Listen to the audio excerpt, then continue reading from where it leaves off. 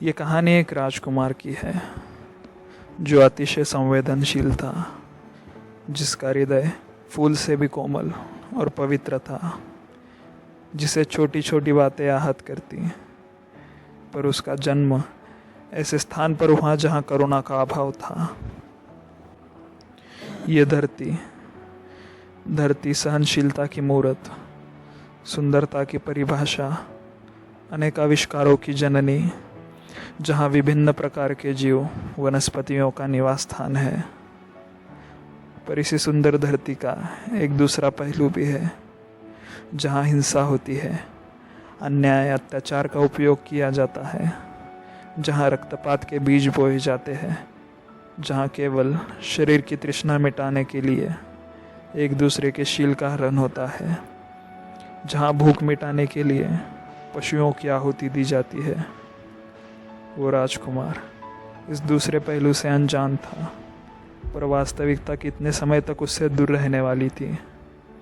उस राजकुमार को धरती के इस दूसरे पहलू से दूर रखने के लिए उसके पिता ने वर्ष के प्रत्येक ऋतु के अनुसार एक विशिष्ट राजगृह बनाए थे, जहाँ सिर्फ सुख, आनंद और विलास का चित्रण किया था, ताकि उस राजकुमार को बाहरी दुनिया का पता न चले, जो कि अंतिम सत्य था। पर इस अंतिम सत्य को कभी ना कभी बाहर आना ही था। एक दिन वो अपने महल से मुक्त आकाश में उड़ते राजहंस पक्षी को देख रहा था। वो कई देर तक एकाग्रता और आनंद से उस पक्षी की उड़ान देख रहा था, किंतु वो पक्षी अपने मुक्त संचार में व्यस्त था। पर अचानक उस पक्षी पर तीर चला और वो पक्षी तीर के कारण आहत होकर जमीन पर गिर पड़ा।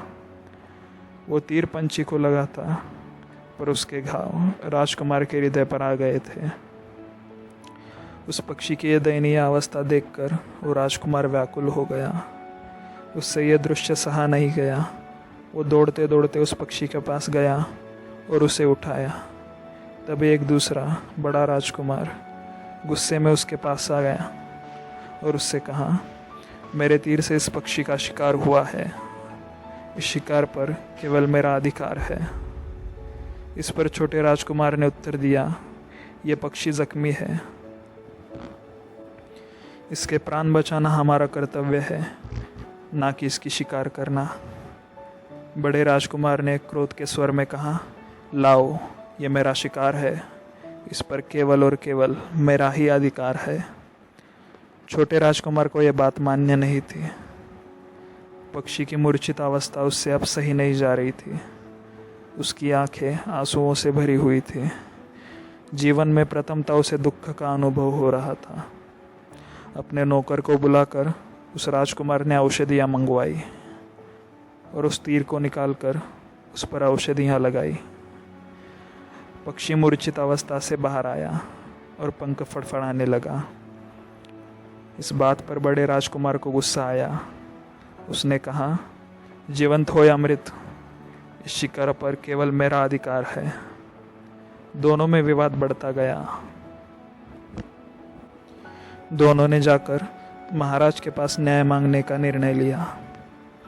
महाराज के पास जाते ही बड़े राजकुमार ने अपना पक्ष रखते हुए कहा, महाराज, मेरे तीर से इस राजहंस का शिकार हुआ है।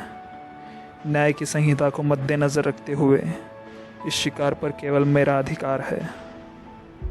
अपना पक्ष रखते हुए छोटे राजकुमार ने कहा, यह पक्षी तीर के घाव से वेदना में तड़प रहा था। मैंने इसे मरहम लगाकर ठीक किया है। इसे मुक्त छोड़ना मेरा अधिकार है। इस पर बड़े राजकुमार ने कहा, महाराज, हम क्षत्रिय हैं। हम शिकार नहीं करेंगे तो कौन शिकार करेगा? शिकार करना क्षत्रिय का धर्म है और मैंने उसी धर्म का पालन किया है।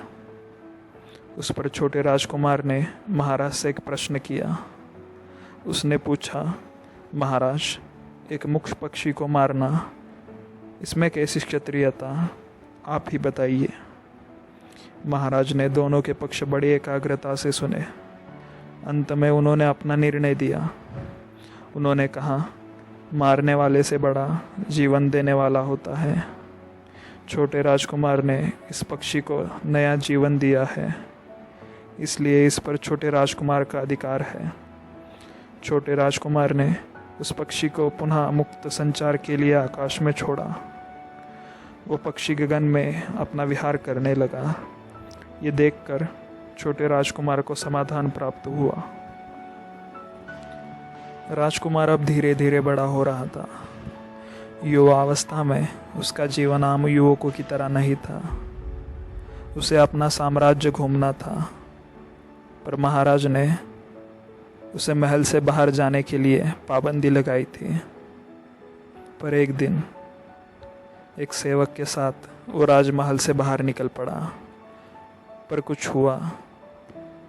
कुछ ऐसे दृश्य उस राजकुमार के सामने आए जिसकी वजह से उसके फूल जैसे हृदय पर गहरा दाग लग गया। एक आदमी जिसने अपना पूरा सुंदरता खो दी थी। उसके चेहरे पर त्वचा की कुरूप रेखाएं थी। उसका शरीर झुका हुआ था और वो काँप रहा था। उसका खुद के अवयव पर नियंत्रण नहीं था। उसकी मुद्रा असह्य थी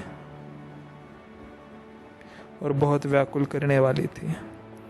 दूसरी ओर कुछ लोग एक शिथिल शरीर पर सफ़ेद कपड़ा चढ़ाकर ले जा रहे थे और उसके परिजन रो रहे थे। ये सब उस राजकुमार के लिए आकस्मिक था।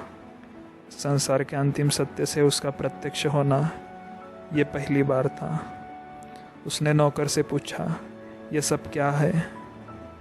नौकर ने जवाब दिया, युवराज, इस व्यक्ति ने अपनी युवावस्था पूर्ण कर वृद्धावस्था में प्रवेश किया है। इसी के कारण उसकी शारीरिक सुंदरता अब कुरूपता में परिवर्तित हुई है। युवराज ने दूसरा प्रश्न किया, वो सफ़ेद कपड़ा उस पर क्यों चढ़ाया है और ये लोग रो क्यों रहे हैं? नौकर ने उत्तर दिया, युवराज, उस व्यक्ति की मृत्यु हुई है, इसलिए। ये सुनकर राजकुमार सहम गया। जब वापस राजमहल में लौटा तो काफ़ी देर तक इसी अवस्था में रहा। खुद से प्रश्न करने लगा, क्या देखा है मैंने? ये सब कुछ क्या था? एक अनंत विचारों की श्रृंखला, उस श्रृंखला की निरंतरता। इन सब में उसकी नींद भी गायब हो गई। विचार, केवल विचार, विचारों का अतिरेक, ये सब कुछ क्या था? देखे हुए दुख का आकलन होकर राजकुमार अपना राजवैभव, सुख, सब कुछ छोड़कर बाहर पड़ा सदैव के लिए। छोड़ आया अपना साम्राज्य, छोड़ आया अपना वैभव, छोड़ आया प्रेम और आसक्ति, छोड़ आया सब कुछ। उसने यहाँ वहाँ हर जगह अपने उत्तर खोजने की कोशिश की। वृद्धत्व का कारण क्या है? रोग का कारण क्या है? मृत्यु का कारण क्या है? संसार में इतना दुख क्यों है? इतनी तकलीफ़ें क्यों है? इतनी पीड़ा क्यों है? जब उत्तर नहीं मिला तो एक वृक्ष के नीचे बैठ गया और एक लंबे अंतराल के पश्चात उन्होंने जो ज्ञान प्राप्त किया उसने उस राजकुमार को बुद्ध में परिवर्तित किया। अनंत प्रश्नों से थका हुआ राजकुमार खुद जवाब बन गया। बुद्ध इस अंधेरे जगत में सूर्य बने। उन्होंने भ्रमण कर पाया हुआ ज्ञान पूरे विश्व में बांटा और इस अज्ञान रूप अंधेरे को अपने ज्ञान के प्रकाश से हमेशा के लिए नष्ट किया। जो अंधेरे से उजाले में लाए वो ज्ञान है बुद्ध। जो पशु से मनुष्य बनाए वो सीख है बुद्ध। जो सारे भेद जलाकर समानता का नया अध्याय लिखे वो कलम है बुद्ध।